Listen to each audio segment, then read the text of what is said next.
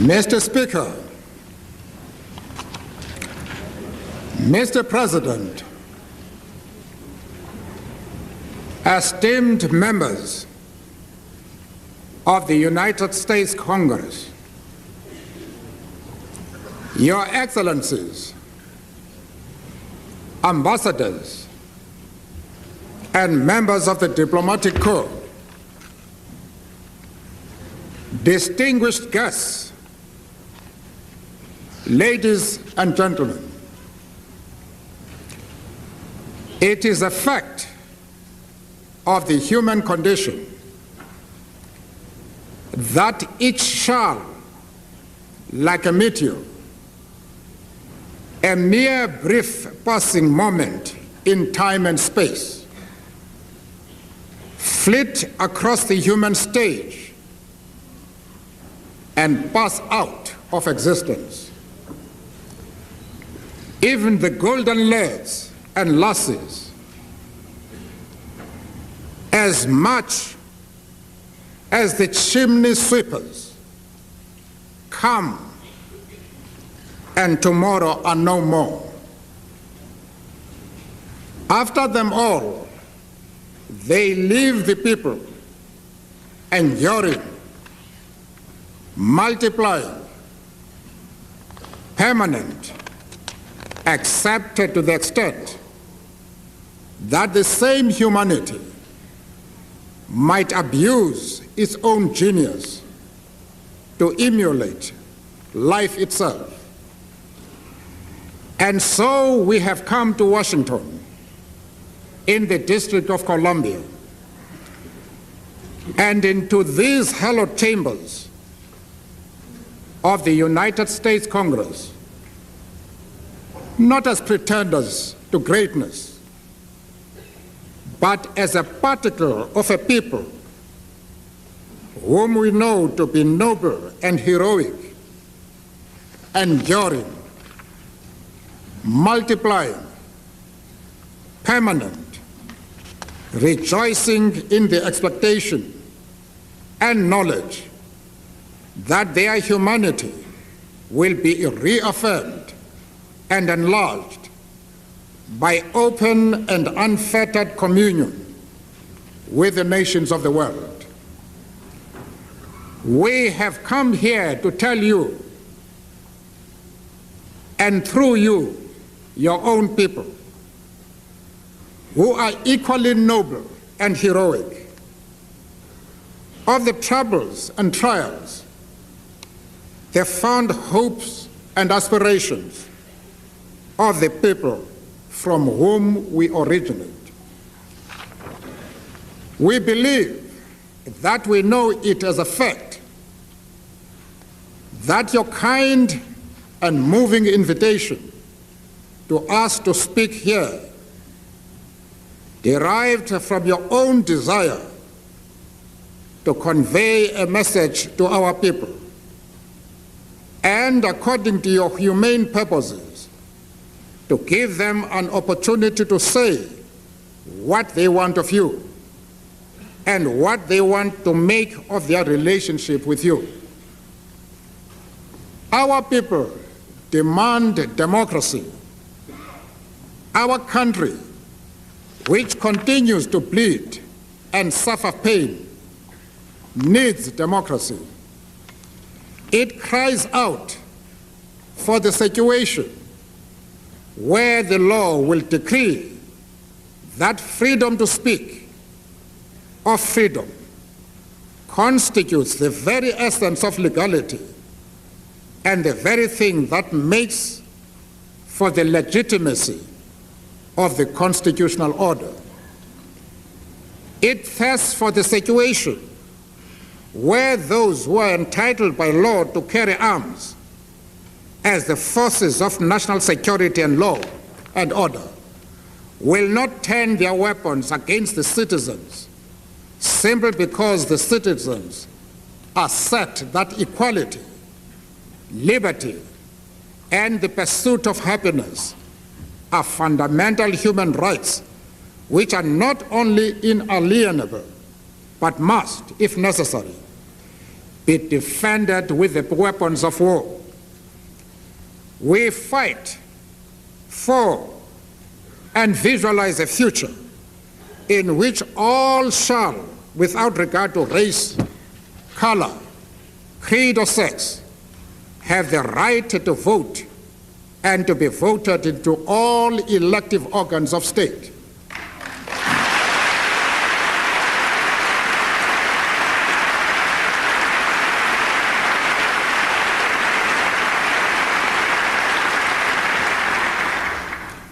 We are engaged in struggle to ensure that the rights of every individual are guaranteed and protected through a democratic constitution, the rule of law, an entrenched Bill of Rights, which should be enforced by an independent judiciary, as well as a multi-party political system.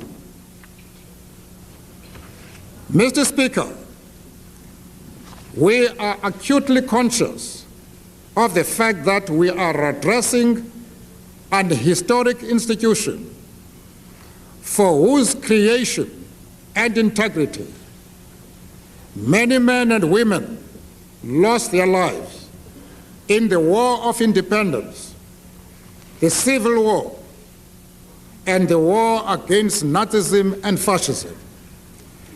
That very history demands that we address you with respect and candor and without any attempt to dissemble.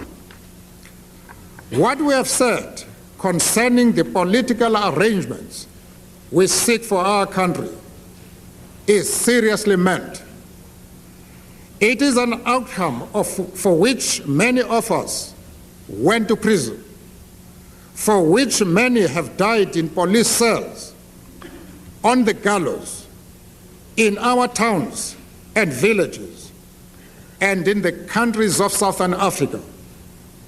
Indeed, we have even had our political representatives killed in countries as far away from South Africa as France. Unhappily, our people continue to die to this day, victims of armed agents of the state who are still determined to turn their guns against the very idea of a non-racial democracy. But this is the perspective which we trust Congress will feel happy to support and encourage, using the enormous weight of its prestige and authority as an eminent representative of democratic practice. To deny any person their human rights is to challenge their very humanity. To impose on them a wretched life of hunger and deprivation is to dehumanize them. But such has been the terrible fate of all black persons in our country under the system of apartheid. The extent of the deprivation of millions of people has to be seen to be believed. The injury is made that more intolerable by the opulence of our white compatriots and the deliberate distortion of the economy to feed that opulence. The process of the reconstruction of South African society must and will also entail the transformation of its economy. We need a strong and growing economy.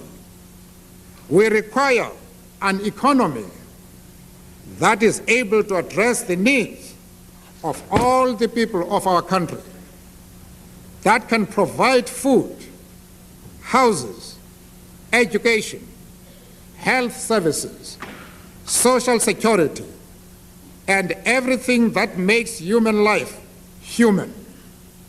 that makes life joyful and not a protracted encounter with hopelessness and despair. We believe that the fact of the apartheid structure of the South African economy and the enormous and pressing needs of the people make it inevitable that the democratic government will intervene in this economy, acting through the elected parliament. We have put the matter to the business community of our country that the need for a public sector is one of the elements in a many-sided strategy of economic development and restructuring that has to be considered by us all, including the private sector.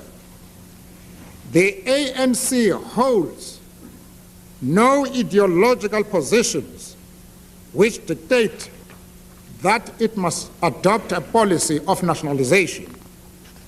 But the ANC also holds the view that there is no self-regulating mechanism within the South African economy which will, on its own, ensure growth with equity. At the same time, we take it as given that the private sector is an engine of growth and development, which is critical to the success of the mixed economy we hope to see in the future South Africa. We are accordingly committed to the creation of the situation in which business people, both South African and foreign, have confidence in the security of their investments, are assured of a fair rate of return on their capital, and do business in conditions of stability and peace. We must also make the point very firmly that the political settlement and democracy itself cannot survive unless the material needs of the people, the bread and butter issues, are addressed as part of the process of change and as a matter of urgency. It should never be that the anger of the poor should be the finger of accusation pointed at all of us because we fail to respond to the crisis of the people for food, to the cries of the people for food, for shelter, for the dignity of the individual.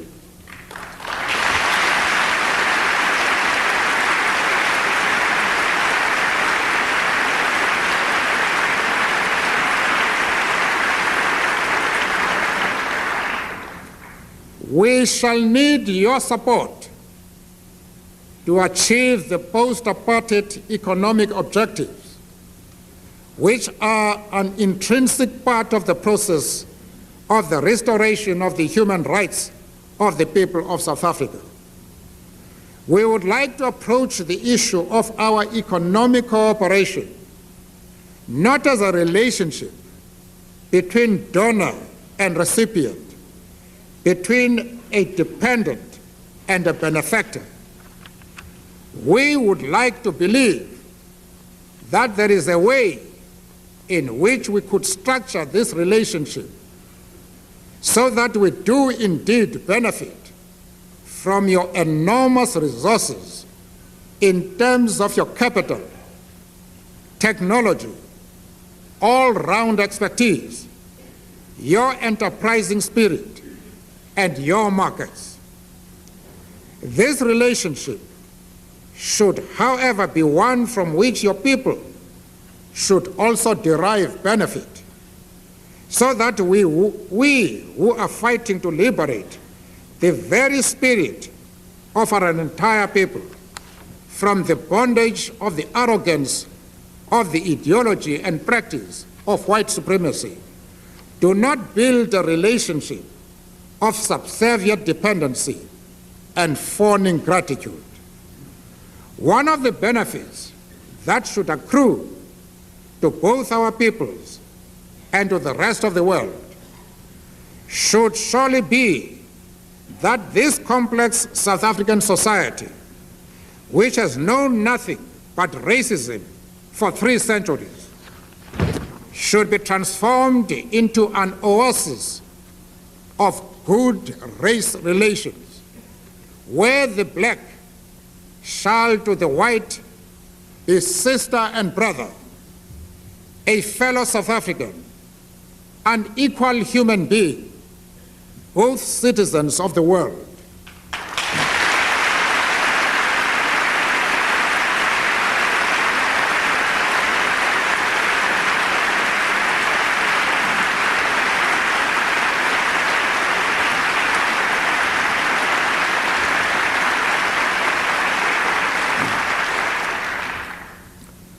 To destroy racism in the world, we together must expunge apartheid racism in South Africa.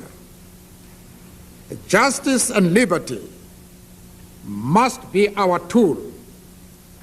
Prosperity and happiness, our weapon. Mr. Speaker, distinguished representatives of the American people, you know this more than we do, that peace is its own reward.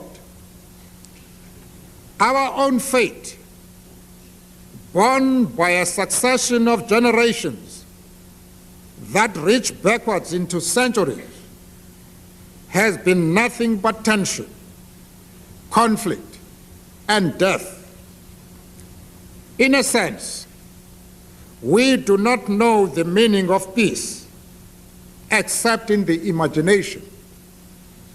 But because we have not known true peace in its real meaning, because for centuries, generations have had to bury the victims of state violence, we have fought for the right to experience peace. On the initiative of the ANC, the process towards the conclusion of a peaceful settlement has started. According to a logic dictated by our situation, we are engaged in an effort which includes the removal of obstacles to negotiations. This will be followed by a negotiated determination of the mechanism which will draw up the new constitution.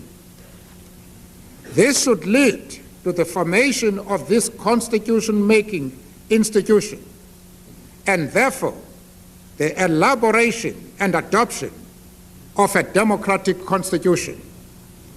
Elections would then be held on the basis of this constitution, and for the first time, South Africa would have a body of lawmakers which would, like yourselves, be mandated by the whole people. Despite the admitted commitment of President de Klerk to walk this road with us, and despite our acceptance of his integrity and honesty of his purposes, we would be fools to believe that the road ahead of us is without major hurdles. Too many among our white compatriots are steeped in the ideology of racism to admit easily that change must come.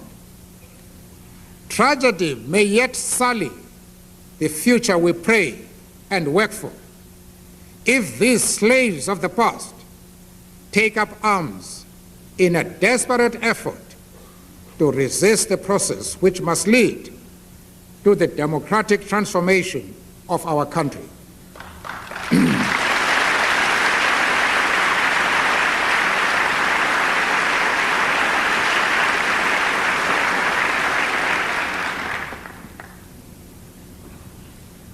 For those who care to worry about violence in our country, as we do, it is at these forces that they should focus their attention, a process in which we are engaged. We must contend still with the reality that South Africa is a country in the grip of the apartheid crime against humanity. The consequences of this continue to be felt not only within our borders, but throughout Southern Africa, which continues to harvest the bitter fruits of conflict and war, especially in Mozambique and Angola. Peace will not come to our country and region until the apartheid system is ended.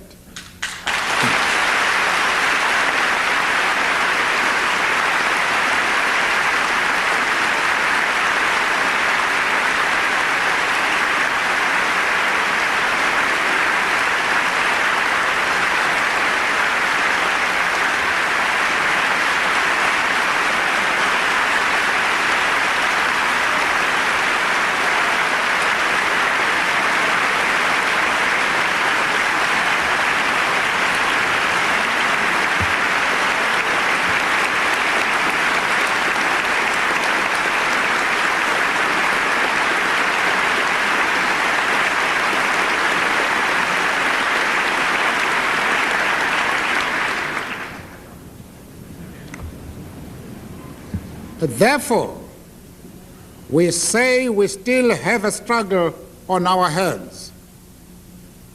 Our common and noble efforts to abolish the system of white minority domination must continue.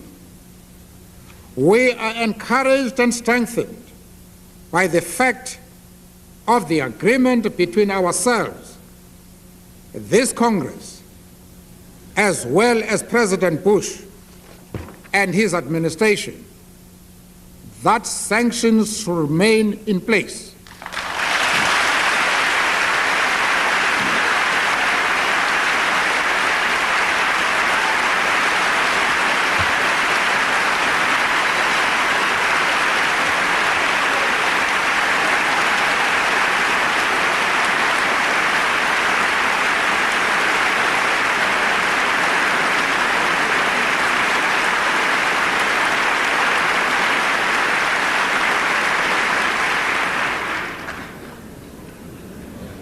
Sanctions should remain in place because the purpose for which they were imposed has not yet been achieved.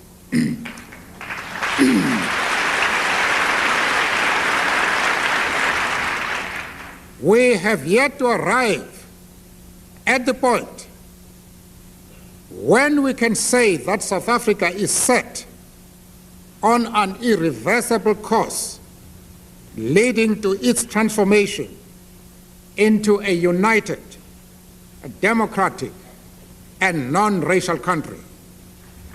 We plead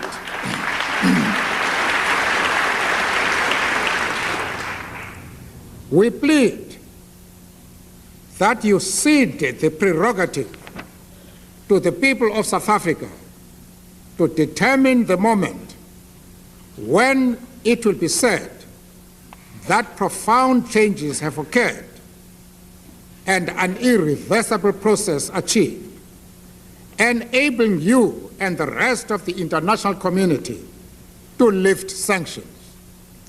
We would like to take this opportunity to thank you all for the principled struggle you waged, which resulted in the adoption of the historic Comprehensive Anti-Apartheid Act, which made such a decisive contribution to the process of moving our country forward towards negotiations.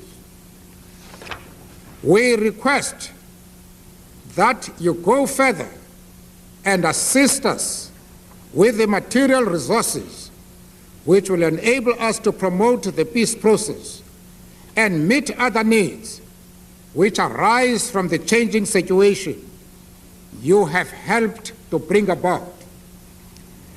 The stand you took established the understanding among the millions of our people that here we have friends. Here we have fighters against racism who feel hurt because we are hurt, who seek our success because they too seek the victory of democracy over tyranny.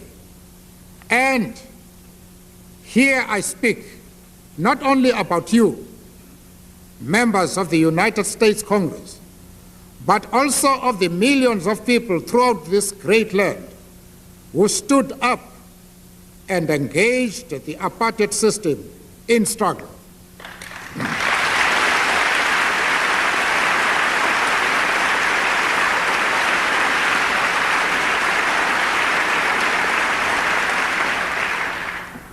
The masses who have given us such strength and joy by the manner in which they have received us since we arrived in this country.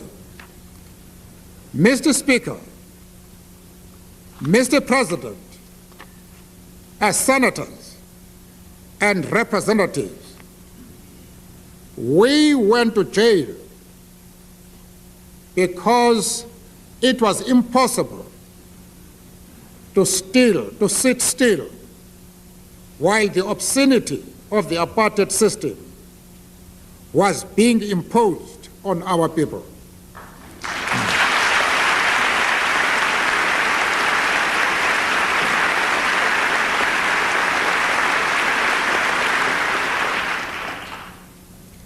It would have been immoral to keep quiet while a racist tyranny sought to reduce an entire people into a status worse than that of the beasts of the forest. It would have been an act of treason against the people and against our conscience to allow fear and the drive towards self-preservation to dominate our behavior, obliging us to absent ourselves from the struggle for democracy and human rights, not only in our country, but throughout the world.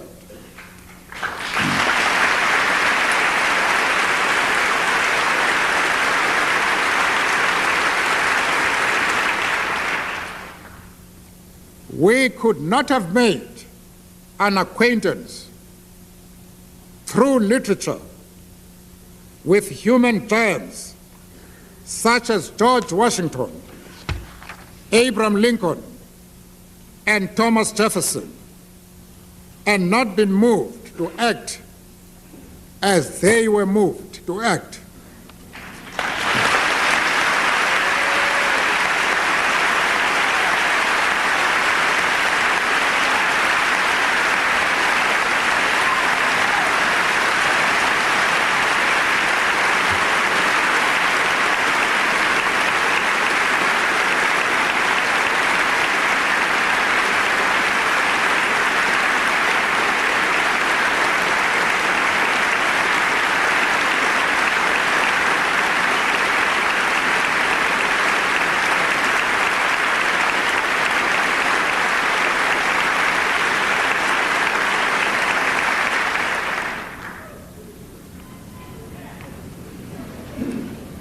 We could not have heard of and admired John Brown, Sojourner Truth, Frederick Douglass, W.E.B. Du Bois,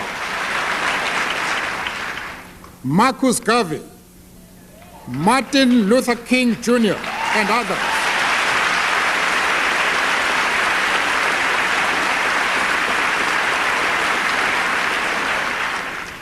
We could not have heard of these and not be moved to act as they were moved to act. We could not have known of your Declaration of Independence and not elected to join in the struggle to guarantee the people's life, liberty, and the pursuit of happiness.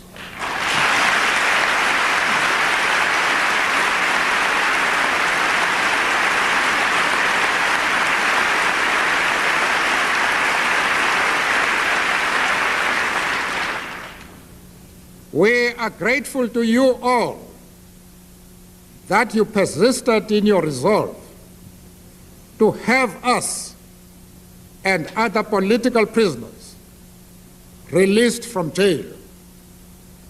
You have given us the gift and privilege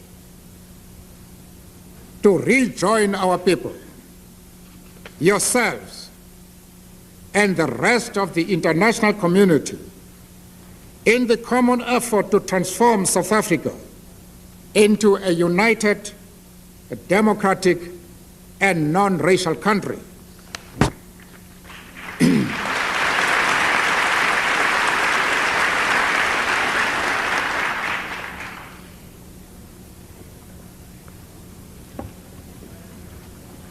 You have given us the power to join hands with all people of conscience to fight for the victory of democracy and human rights throughout the world.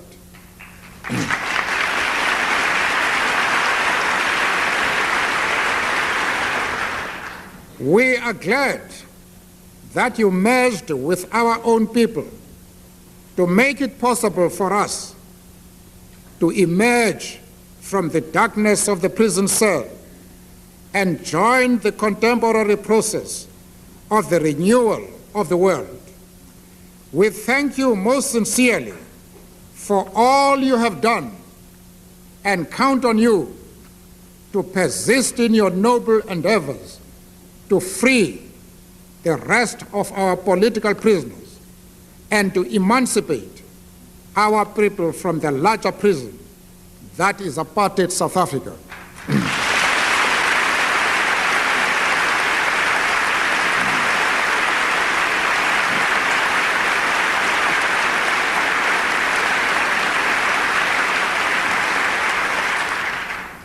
The day may not be far when we will borrow the words of Thomas Jefferson and speak of the will of the South African nation. In the exercise of that will, by this united nation of black and white people, it must surely be that there will be born a country on the southern tip of Africa, which you will be proud to call a friend and an ally because of its contribution to the universal striving towards liberty, human rights, prosperity, and peace among the peoples.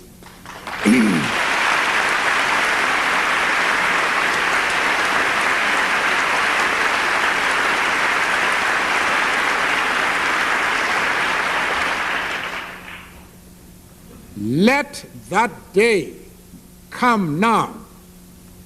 Let us keep our arms locked together so that we form a solid phalanx against racism to ensure that that day comes now. By our common actions, let us ensure that justice triumphs without delay.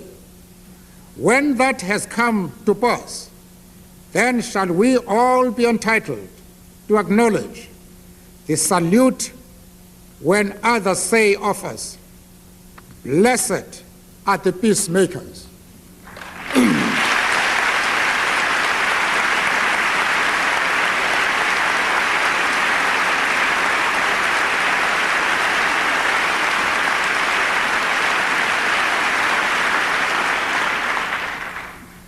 Thank you for your kind invitation to speak here today, and thank you for your welcome and the attention you have accorded our simple message. Thank you.